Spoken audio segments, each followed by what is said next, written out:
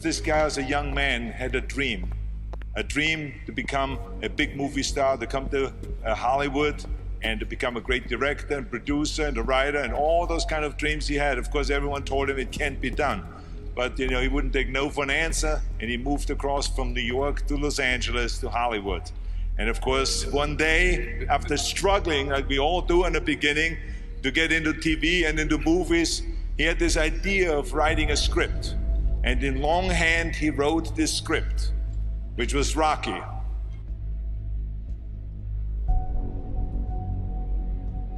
It's all about dreams, you know, and by the way, dreams cost nothing, they're free.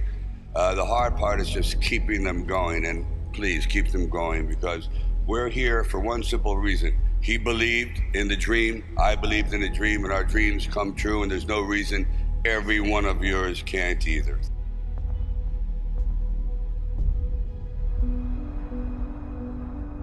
I used to sit in this little apartment, and it was a room. As a matter of fact, the room was so small, I remember I was able to open up the window and close the door while sitting on the bed at the same time. It was like 8 feet by 8 feet by 9 feet. But the one thing about that room, there was really very little distraction. So I would sit there propped up in bed, and I'd go out with my big pen and legal pad and just start writing these stories. And most of them were very, very trivial. But there was something about the process of unrealized dreams. I was always brought back to this subject because I think it's one of the most enduring subjects and one of the most difficult passages for people to accept, that they never were realized in their own lifetime, that they just didn't get that shot. I decided it was a time to come to California, so I went to California. And I moved in the valley, and things weren't going very, very well there. As a matter of fact, I had to go out and try to sell my dog because it was either do that or he just was not going to be very well fed. And then one night, I went to see Muhammad Ali fight. For one brief moment, this supposed stumble bum turned out to be magnificent in the fact that he lasted and knocked the champion down. I said, boy, if this isn't a metaphor for life.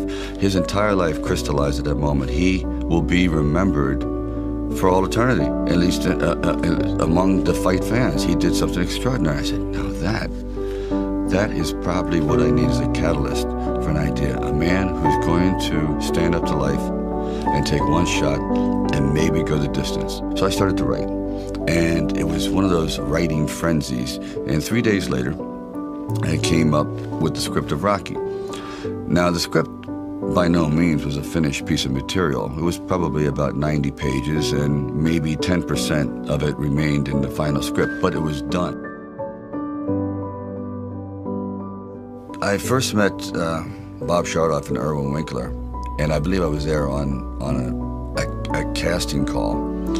So we're talking a little bit, and I guess I really wasn't right for the acting part. And on the way out, I said, oh, I don't know if it matters, but I do a little bit of writing. He goes, really? He says, yeah, I'm writing this story. I have this thing about wrestlers, and I might do something about boxing. Well, he says, well, bring it around. And I thought, if I hadn't stopped on the way out, you know, that's why I tell all actors or writers, don't give up, keep talking. Eventually you might hit a nerve somewhere and they go, come on back.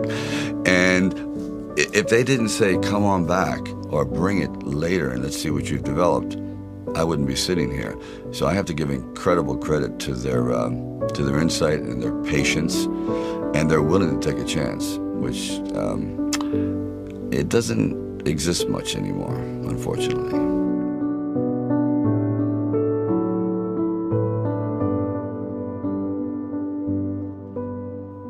Originally, when I brought the script to them, they were fairly enthusiastic about it. The one thing they were not enthusiastic about was me playing the part, and I really can't blame them at the time. But there was something inside of me that you know, this opportunity is never going to come around. And I really wasn't used to money, and I had no idea of what I would be missing. But the temptation started to come forward. First, it was 25 grand and $100,000. I go, well, I never heard of 100,000 because I had like 106 dollars in the bank. And like I said, I had to sell my dog, and things were not looking very, very good. My $40 car had just blown up, so I was taking a bus to work.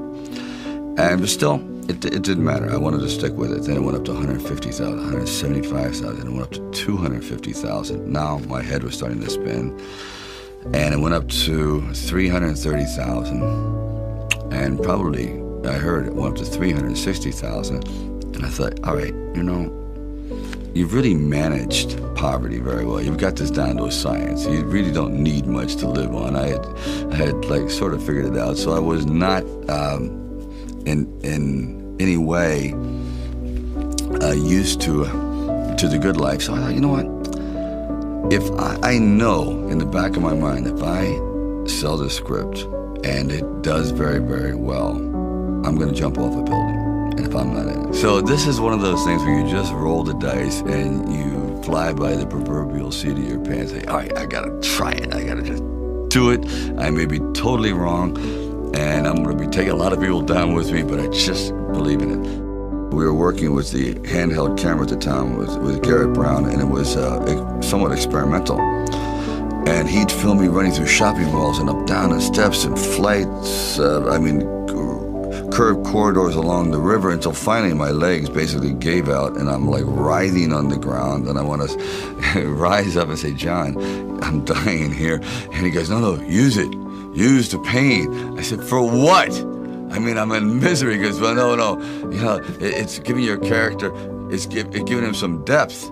I said, it's giving me bruises. It's giving me like agony. I can't sleep at night. Like the scene where we just jumped down and saw this ship along the dock, docked along the pier. And I said, just jump out, run as fast as you can along the ship. And I'm running and running. I said, you know what? My legs are buckling. I'm literally going to crash down here. Teeth are going to go, jaw, face. I'm just going to be ground down to this flat-faced image. Please. And I just barely made it.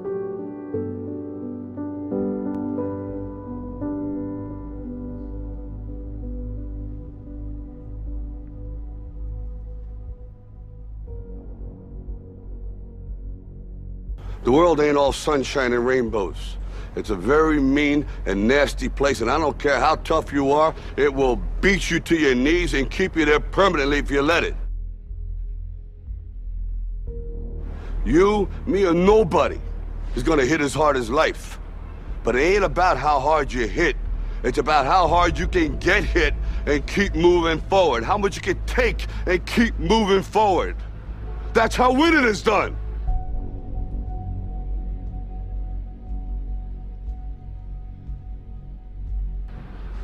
Now, if you know what you're worth, now go out and get what you're worth. But you gotta be willing to take the hits and not pointing fingers saying you ain't where you wanna be because of him or her or anybody.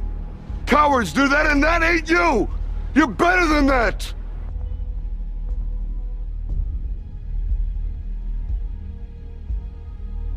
You can't be alone. To really succeed, no man really is an island. When you find the right components in your life, the right people that gel with you, then you feel as though you're invincible. It may be a fallacy, but you at least feel as though you can take all that life has to dish out.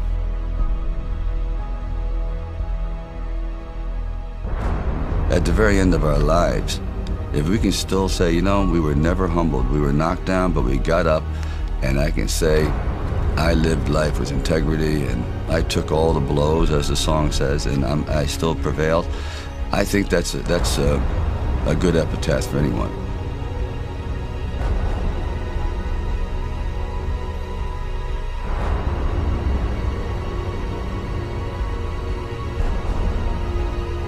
It's all about dreams, you know, and by the way, dreams cost nothing. They're free.